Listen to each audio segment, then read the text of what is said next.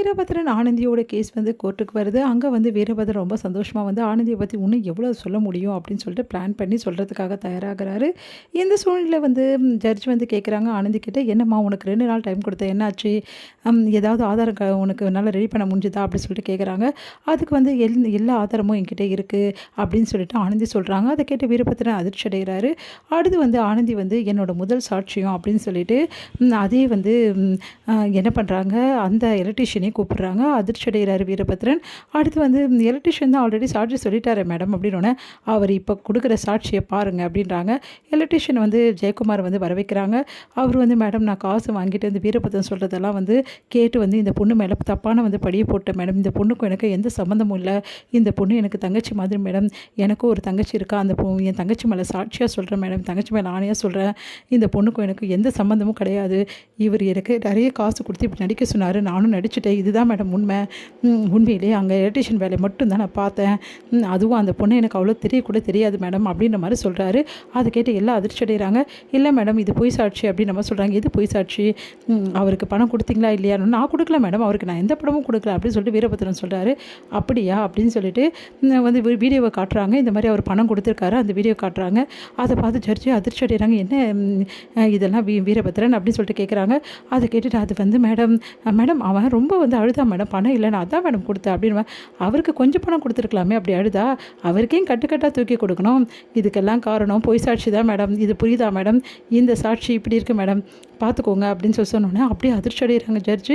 அடுத்து வந்து மேடம் இது மட்டும் கிடையாது, அவர் என் மேலே வந்து இந்த மாதிரி பொய் பழி போட்டார் இல்லையா, அதுக்கும் என்கிட்ட வந்து ஆதாரம் இருக்குது மேடம் அப்படின்றாங்க.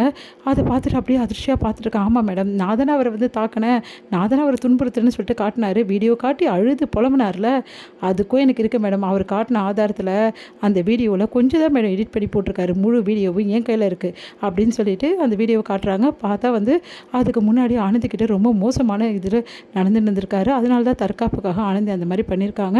அது எல்லாத்தையுமே வந்து வீடியோவாக எடுத்து ஆனந்தி வந்து போட்டு காட்டுறாங்க. இந்த வீடியோ எப்படி வந்ததுன்னு தெரியுமா மேடம்? இந்த வீடியோ அதே வீரபத்ரன் ஃபோனில் தான் மேடம் நான் எடுத்தேன்.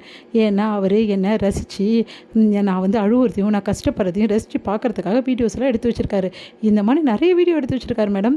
என்னை எப்படிலாம் கொடுமைப்படுத்துனாருன்னு சொல்லிட்டு அவ்வளோ வீடியோஸ் இருக்குது மேடம். அதில் ஒரு சில வீடியோஸை உங்கள் கண்ணுக்கு நான் பார்வைக்கு வைக்கிறேன் அப்படின்னு சொல்லிட்டு இப்போ எல்லா வீடியோ போட்டு காட்டுறாங்க. அதெல்லாம் பார்த்த ஜட்ஜி பயங்கரமாக அதிர்ச்சி அடைகிறாங்க. என்ன இது வீரபத்ரன் இவ்வளோ மோசமாக ஒரு பொண்ணுக்கிட்ட நடந்துக்க முடியுமா? எனக்கு அசிங்கமாக இருக்கும் உங்களை பார்க்குறதுக்கே. நான் போய் உங்களை அப்படின்னு சொல்லிட்டு யோசிக்கிறாங்க. நம்மளோட பையனோட வந்து இடத்துல இவனை வச்சு பார்த்தோமே, என்னை எதில் அடிக்கணும் எனக்கே தெரியல அப்படின்னு சொல்லிட்டு டென்ஷன் ஆகிடுறாங்க. மேடம் அது மட்டும் இல்லை மேடம், அவன் எப்படிலாம் என்னை கஷ்டப்படுத்தியிருக்கான் தெரியுமா, எப்படிலாம் என் உடம்பை வந்து ரணமாக்கியிருக்கான் தெரியுமா அப்படின்னு சொல்லிட்டு ஒவ்வொரு விஷயமும் ஆனந்தி சொல்ல ஆரம்பிக்கிறாங்க. அது மட்டும் இல்லாமல் என் குழந்தைய வந்து இந்த மாதிரி பண்ணியிருக்கான் மேடம் அப்படின்னு சொல்லிட்டு பயங்கரமாக அழறாங்க. அதை தான் மேடம் என்னால் மன்னிக்க முடியாத குற்றமே எனக்கு அதுதான் மேடம். என்னால் தாங்கிக்கவே முடியல மேடம். ஒரு அம்மா ஆகிறது ஒவ்வொருத்தருக்கும் எவ்வளோ ஃபீலிங்ஸ் மேடம். அந்த அம்மான்ற உறவே இல்லாமல் எனக்கு பண்ணிட்டானே மேடம். என் குழந்தைய எனக்கு என்கிட்டயே வந்து பறிச்சுட்டானே மேடம் அப்படின்னு சொல்லிட்டு அழறாங்க. அதை கேட்டு ஜட்ஜி ஒரு நிமிஷம் கண்ணை கசந்து அப்படியே அழ ஆரம்பிச்சிடுறாங்க. ப்ளீஸ் மேடம், இவ்வளோ பண்ண இவனை என்ன மேடம் பண்ணலாம்? இவ்வளோ பண்ணவன் கூட நான் வாழணும்னு நீங்கள் சொல்கிறீங்களா மேடம்? இப்போ சொல்லுங்கள் மேடம், இவன் கூட நான் வாழணுமா அப்படின்னோடனே, வேணாம்மா நீ வாழ வேணாம் அப்படின்றாங்க. அதை கேட்டு வீரபத்ரன் பயங்கரமாக அதிர்ச்சி அடைகிறார். இந்த மாதிரி ஆளுங்கள்லாம் கூட வாழ்கிறதுக்கு தகுதி இல்லாதவங்க. இவங்கெல்லாம் முதல்ல வெளியே இருக்கவே தகுதி இல்லாதவங்க. இவங்களெல்லாம் முதல்ல அரெஸ்ட் பண்ணி உள்ளே தான் போடணும் அப்படின்னு சொல்லிட்டு ஜட்ஜி வந்து சொல்கிறாங்க. அதை கேட்டு பயங்கரமாக அதிர்ச்சி அடைகிறாரு.